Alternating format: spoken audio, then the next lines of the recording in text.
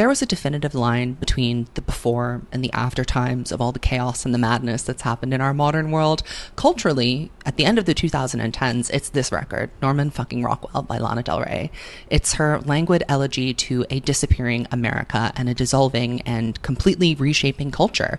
The culture was lit. I had a ball. And if this is it, I'm signing off, she said with this record. And it does feel apocalyptic and final in so many different ways. A lot of people that are not, intimately familiar with the works of Lana Del Rey ask why this album is so widely considered to be her best. And it seems like whatever this record was about, and it was about nothing really per se, the same no good guys, rejection, and abandonment feelings, it seemed somehow that this record was tuned into a frequency that we all felt but couldn't see or hadn't yet been able to articulate. I always point to the song The Greatest on this record as an example of this nothingness and its importance. The lyric, Kanye West is blonde and gone. That profound sadness of losing an artist like that to the culture wars that had completely engulfed our society, to see this prolific and artistic mind fall into an internet brain rot so severe that it severed him from his vision and his purpose. This line from the song The Greatest and the whole thing itself really asks the question, who are we without our cultural references? In this song, Kanye is just a stand-in for all of the trusted institutions at the end of the 2010s, this album was released in 2019,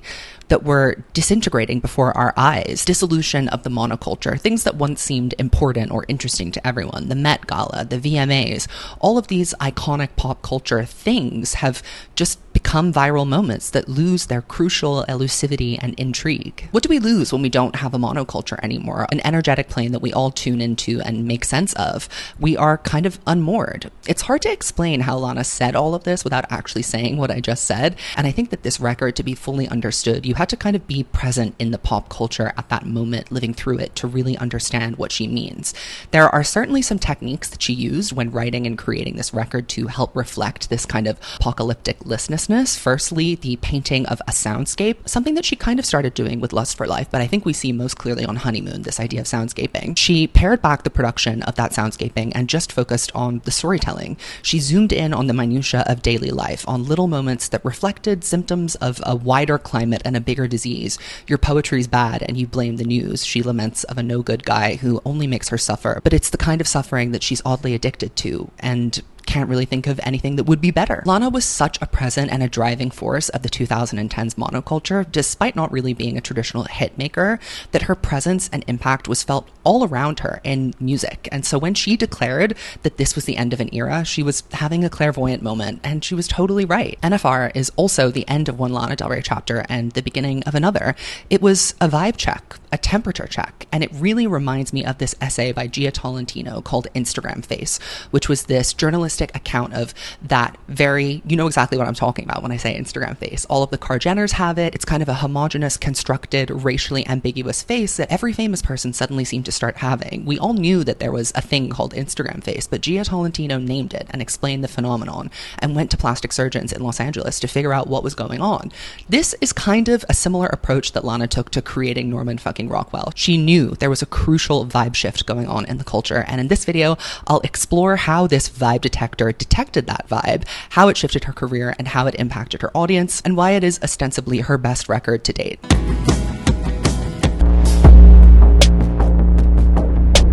Welcome to my channel, or welcome back to my channel. My name is Zach, I'm the Swiftologist, but today I am the lanaologist, and I make thoughtful weekly videos about pop culture. So if you're interested in critical analysis of popular media, highbrow, lowbrow culture, all combined together, then this is the place for you. I know that half of you that watch my videos are not subscribed, so this video took blood, sweat, and tears to create. 5,000 words and 10 pages of a brain dump later to get me here to explain this kind of unexplainable album to you and deliver my analysis of it.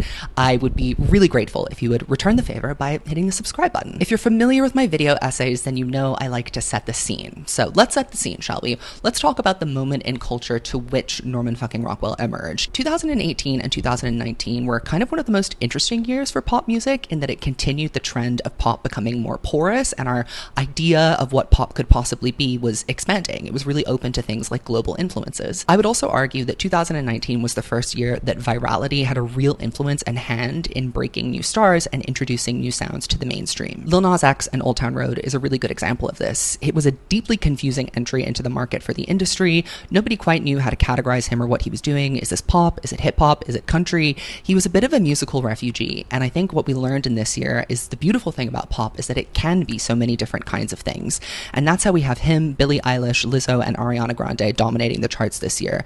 Different strokes for different folks for sure, but very diverse regardless. I'd say there were two kind of defining trends of this year, and that was empowerment pop and global influences. Latin pop and K-pop were really starting to explode in the West, and empowerment pop was taking over our pop girlies. The, I'd say, closest thing to a peer that Lana Del Rey has in the pop landscape are the other female artists that are making pop music, right? So empowerment meant many different things this year, from gay rights with Taylor Swift's You Need to Calm Down to Lizzo's bad bitch anthem of I Don't Need a Man on Truth Hurts to Ariana Grande's softer but still quite confident and defiant Thank You Next, and the ostentatiousness and materialism of Seven Things.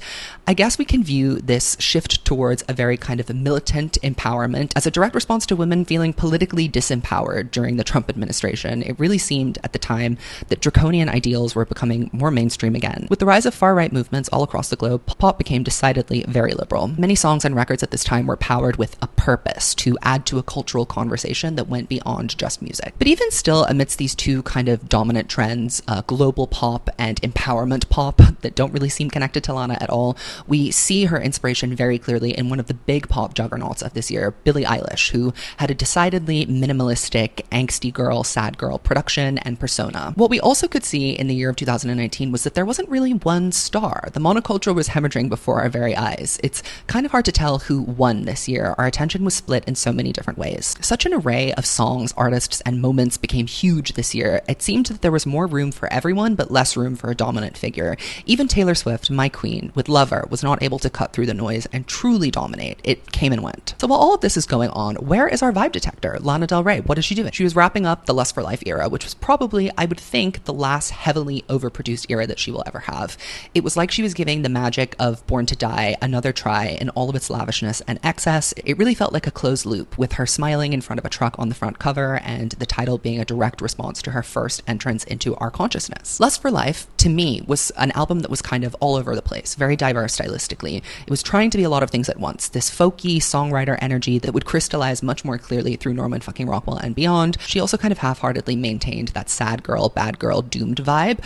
Don't get me wrong, I really love some of the songs on this record. White Mustang, Cherry, In My Feelings, excellence. But getting Norman fucking Rockwell after that record was truly a whiplash. Unless you were hanging out in the recesses of the record and really paying attention to the deeper cuts, Get Free, Coachella Woodstock on My Mind, then you could maybe kind of get a sense that that was where she was heading. But even those songs on that record reminded me a little bit more of Paradise than Norman fucking Rockwell. Norman fucking Rockwell was a completely new era sound and style for Lana, in my opinion. She toured Lust for Life pretty extensively and did a number of high-budget music videos, real pop star behavior, or, you know, as far as pop star behavior could go with Lana and her personality.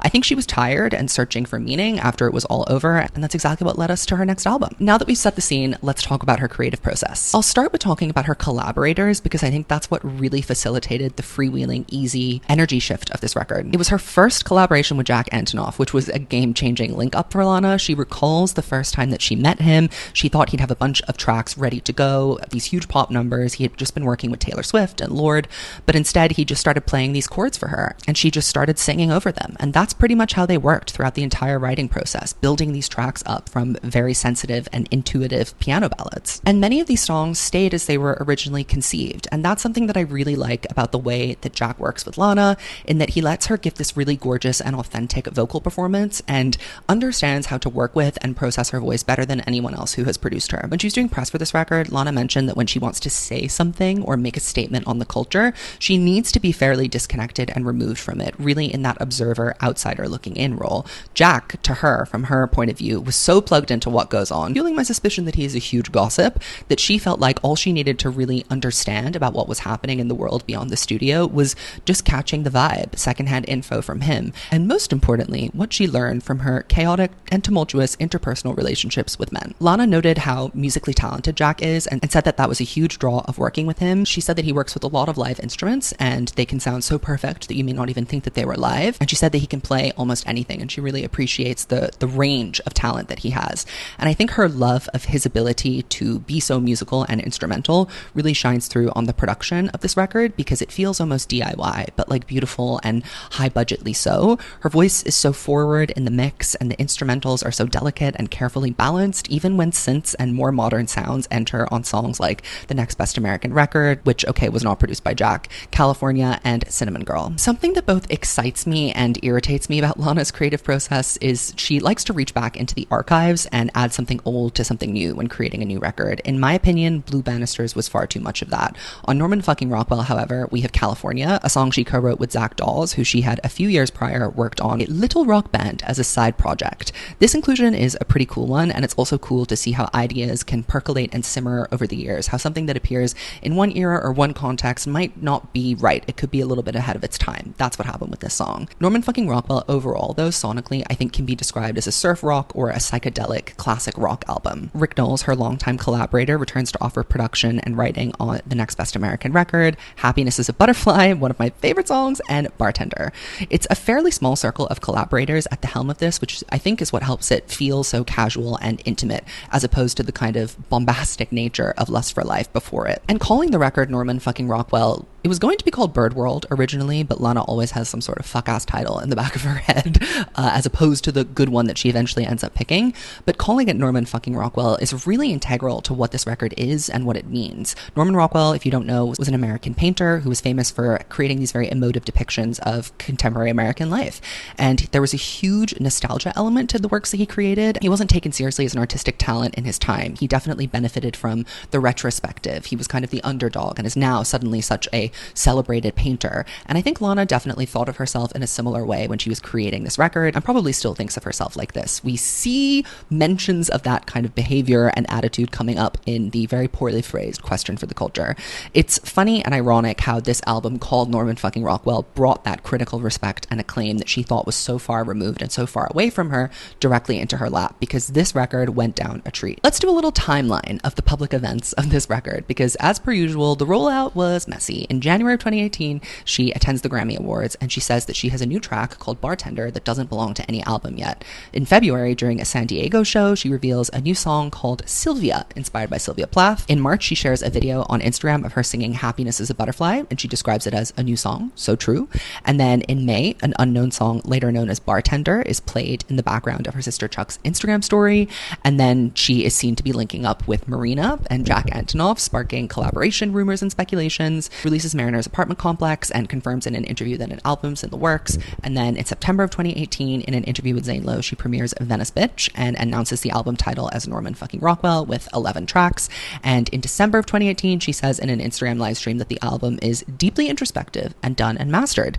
In January of 2019, she posts and deletes Instagram videos from Hope is a Dangerous Thing for a Woman Like Me to Have on her Instagram. And in August, the album sampler leaks online via a French music website. Poor Lana, every album leaks. And on August 30th, Norman fucking Rockwell was released, and we truly were never the same. I usually talk about like the promo and the visuals before I get into the music, but the music is so good and such, you know, the centerpiece of this entire campaign that I think I just need to get right into it. So I'll talk about the visuals and the aesthetics afterwards, but I'm going to go with you in the sequence of what we heard from this record and give you my impressions of how I felt the songs were at the time and what I understand them to be today. So the first glimpse that we had of Norman fucking Rockwell was Mariner's Apartment Complex. This is one of my favorite Lana songs of all time, and definitely a fantastic introduction to the sound and the style and world of Norman fucking Rockwell. On its face, this is a very simple song, but I think it contains a lot of interesting elements. It has country-ish soft rock style with these beautiful layered vocals that drift in and out of the picture.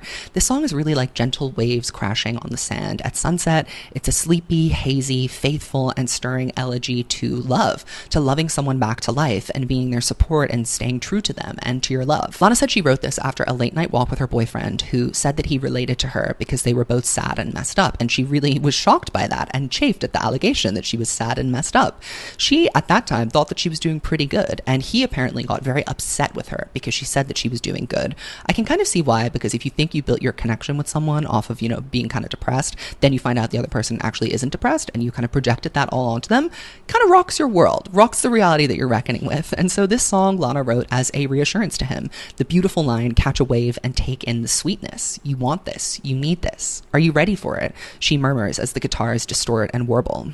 Catch a wave and take in the sweetness. Think about it. I think this misconception that a boyfriend had about her character mirrors a misconception about Lana's character that the rest of the world also has, that she is some delicate, fragile, unstable person who can be wounded so quickly by anything.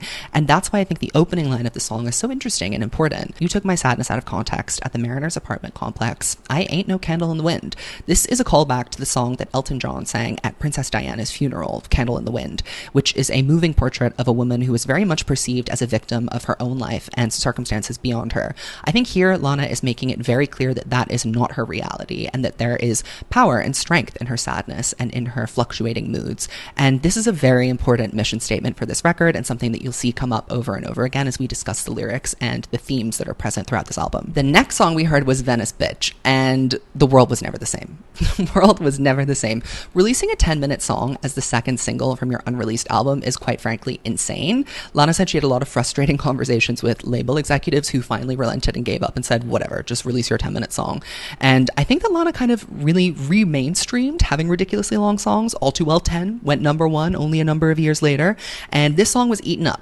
Rightfully so. It is a magnum opus, and this is a crowning achievement, not just for Lana as a lyricist, but also for Lana as a musician and an arranger. I am always transported to a humble backyard in the American West when I hear this song. You're watching the sun go down on a Sunday night at the end of a long barbecue, waiting for the fireflies to come out. You're full of food, you're happy, you're sitting there with your loved ones, and it starts as your kind of average, solid Lana Del Rey song, Ice Cream, Ice Queen, I Dream in Jeans and Leather, beautiful line that I love, but like very standard Lana Del Rey fare. It's an aesthetically driven song. It conjures up a lot of images in your head, and it does that very Lana thing of creating a modern image by invoking a very American style of nostalgia. It's a hypnotic, dazzling song that falls apart and comes back together with this oozing electric guitar solo and a haunting, languid outro. What else is there to say about Venice Bitch but she did that? Hope is a dangerous thing for a woman like me to have, but I have it was the next pre-release single that we heard. And there were various working titles for this song, but I think that the final name that it landed on, which is very long, kind of started this trend of having these ridiculous,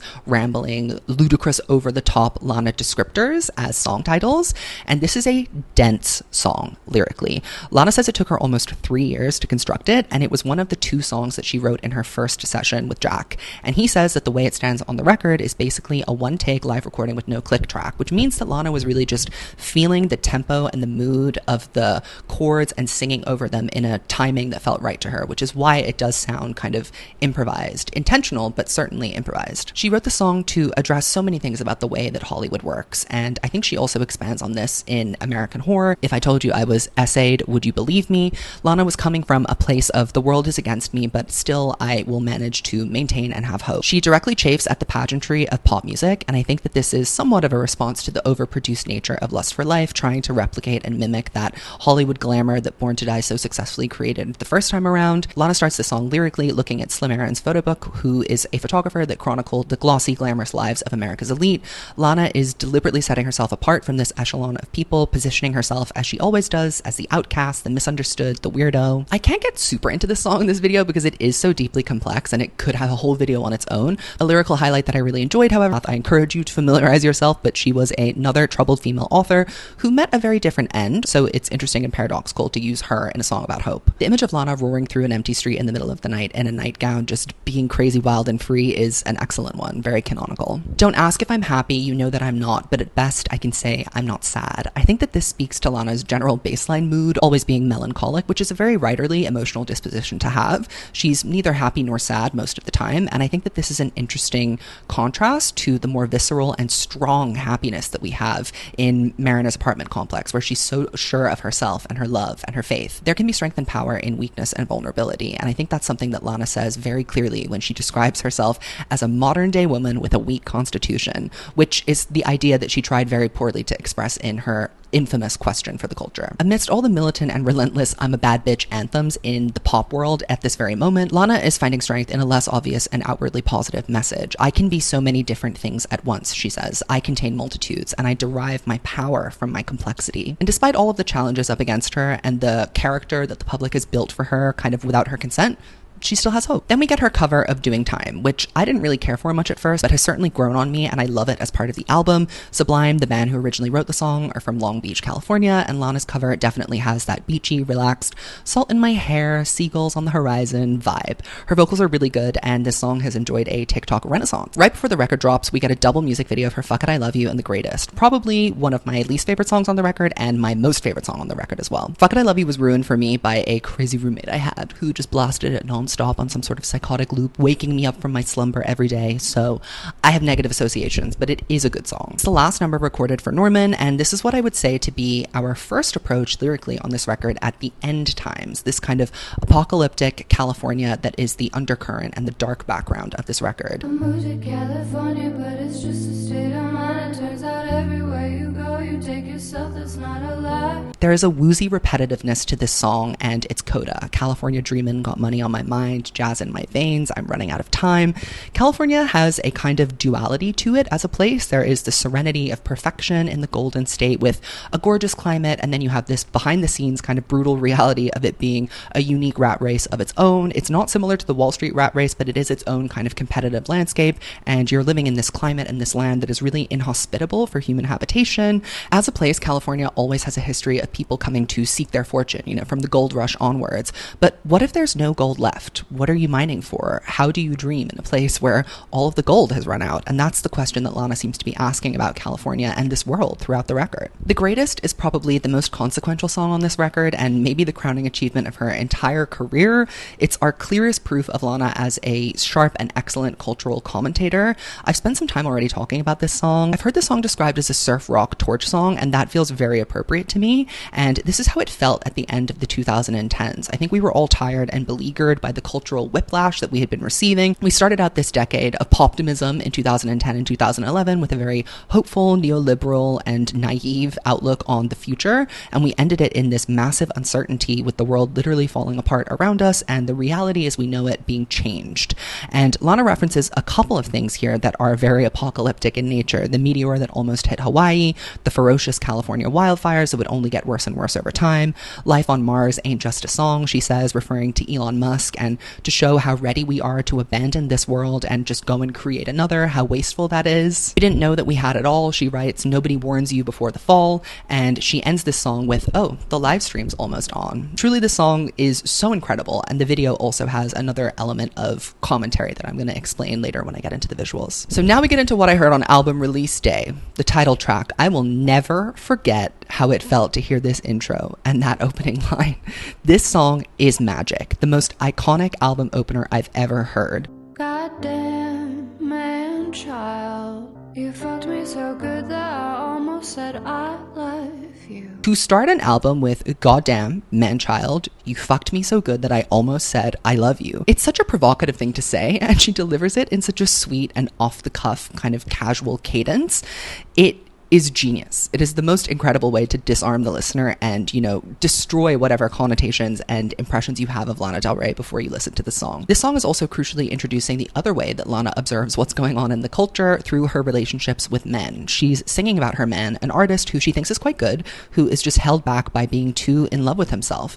Your poetry's bad and you blame the news. And that is such a real depiction of how it was to try and make art in the Trump era. And also I think it was a comment on masculinity. This is a topic she touches on a lot throughout this record, when art made by men started to become not the default ideal of a creative, and we collectively, with the Me Too movement and onward, tried to have more diverse representations of what art could be. Men started to feel kind of displaced. So in reference to his poetry being bad and the news being bad, she says, I can't change that, and I can't change your mood. Stop taking it out on me, basically. She also, I think, here is getting at how men outsource a lot of their emotional labor and processing to their female partners because they lack real intimacy with their friendships with other men. The repetition of the word blue here and how the song drifts in and out, it's just a stunning performance and one of her greatest vocals. Love song. Oh my god. This is just a beautiful, beautiful, romantic, gorgeous song. This is one of 2 songs on the record that just instantly brings me to tears whenever I hear it. It's just such a perfect vocal delivery, this gorgeous kind of brittle but soft and airy soprano. The car as a setting is something that we see here and on its sister song, Happiness is a Butterfly. And I like how so many songs on this record interact with each other. It really makes it feel like a project. Dream a Dream, here's a scene, she says in the second verse of Love Song, which I think connects back to the line in Fuck It, I Love You, Dream a Little Dream of Me. And I feel like this song really expresses more beautifully what Video Games was trying to express. I am eternally yours. I give myself up to you. I surrender myself to being loved by you. She communicates that in this line. You know, I just died to make you proud. The taste, the touch, the way we love, it all comes down to make the sound of our love song. Lying on your chest in my party dress, I'm a fucking mess. I mean, that's a very Lana image if I've ever heard one. Is it safe to just be who we are? Broken, crumbling, shambles. Up next is Cinnamon Girl, and this is one of the darker songs on the record, a little bit more reminiscent of the kind of vibe that we curated on Lust for Life. This song is about a toxic relationship dynamic, a pattern of behavior of being pushed away and violating that boundary of being pushed away, repeating the cycle and seeking out the conflict again. This is a very interesting number that is very honest, both about whoever she's singing to and about herself. When she was talking about the song, Lana said, "Some people don't deserve a chance." There is another interesting and conflicting perspective on love here.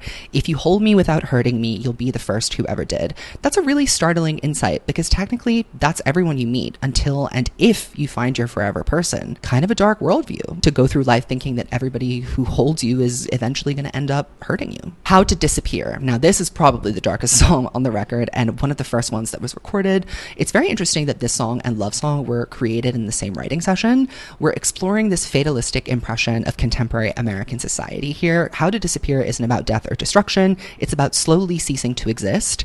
This mirrors the way the world is slowly falling apart around her, by her account in The Greatest, but I think it's turned inwards. She explores it through herself.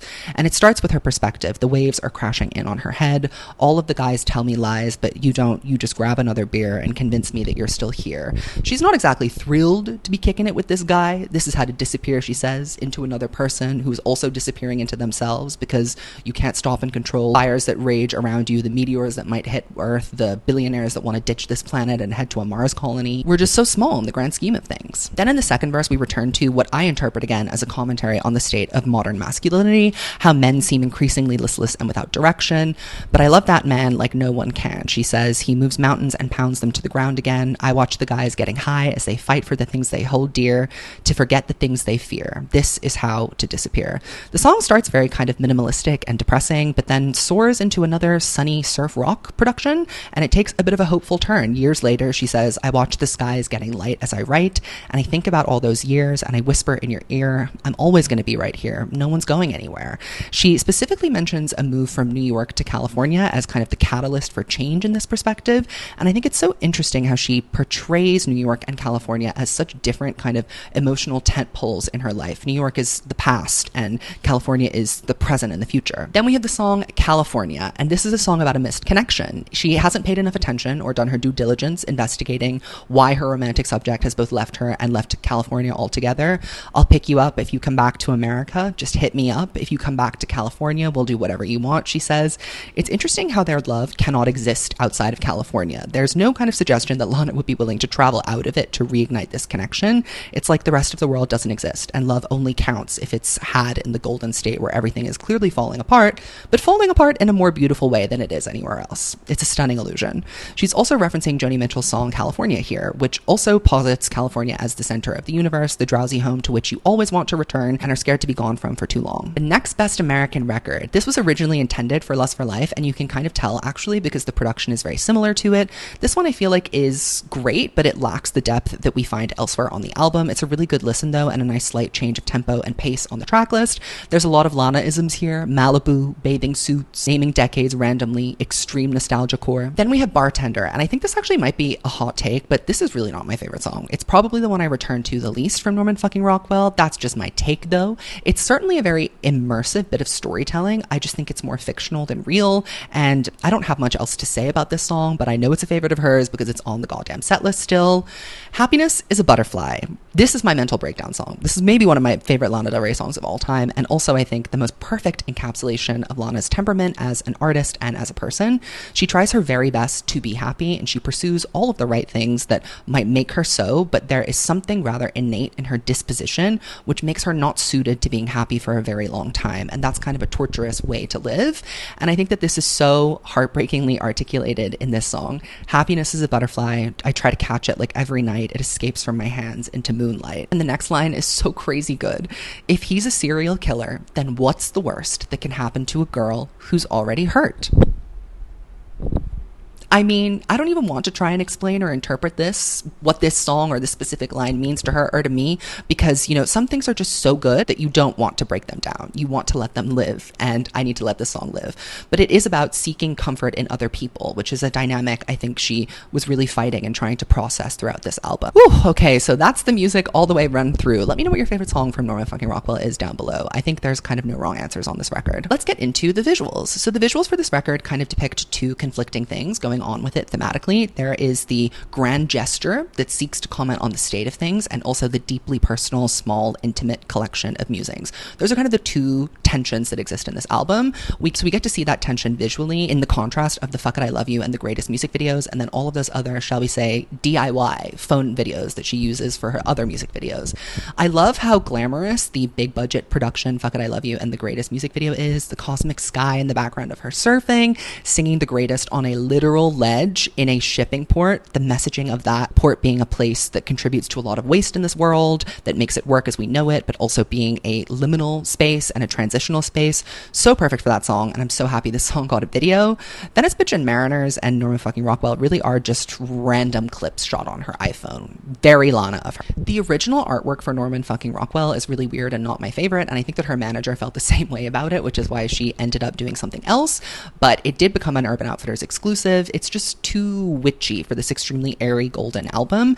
The revised cover art more directly mirrors a Norman Rockwell painting, and it's much more fitting and iconic, and it has that pop art typography as well. It is a much better look. This record was absolutely eaten up by music reviewers, which I think was a big shock to Lana. I think it was kind of ironic that for Lana to be understood as the next best American songwriter, or the current greatest American songwriter, she had to write in the language that, you know, old white guys who write music reviews understand, which is classic rock. They don't tend to gravitate towards thinking things that have like trap or hip-hop elements are excellent, but this was instantly received as the next best American record, if you will. Pitchfork gave it a Best New Music and a 9.4, and it was nominated for a number of Grammys, but notably lost all of them. But that doesn't matter, because this record will live on as a feat of artistic excellence. It is the pinnacle of Lana's career to me. There are echoes of it on all of the subsequent works that she's done, but nothing quite as tight and focused and concise as this. And I mean, you know, to have a record like this under your belt, you don't need to if you can make a record even like 30% as good as this going forward, you're good. And I'll conclude my spiel with a line from the Pitchfork review that I actually really appreciated. Norman fucking Rockwell is the apotheosis of Lana Del Rey. Songs of Curiosity and Out of Consequence, Darkness and Light, a time capsule of 2019, proof that a person cannot escape herself, but she can change. What I love most about listening to Norman fucking Rockwell as a longtime Lana listener was seeing her character development, seeing the kind of veneer or the performance of the Lana Del Rey persona break down, and hear from how the persona had been integrated into the person, and really explore the psychological mechanisms of falling in love. I also just think, again, that Lana is so attuned to a frequency in this world that no other contemporary pop writer is. So hearing her perspective on the ways in which the culture is shifting is so interesting to me. Chemtrails being the follow-up to Norman fucking Rockwell makes total sense to me, and I love that record for what it is, and it does such a very specific and unique thing.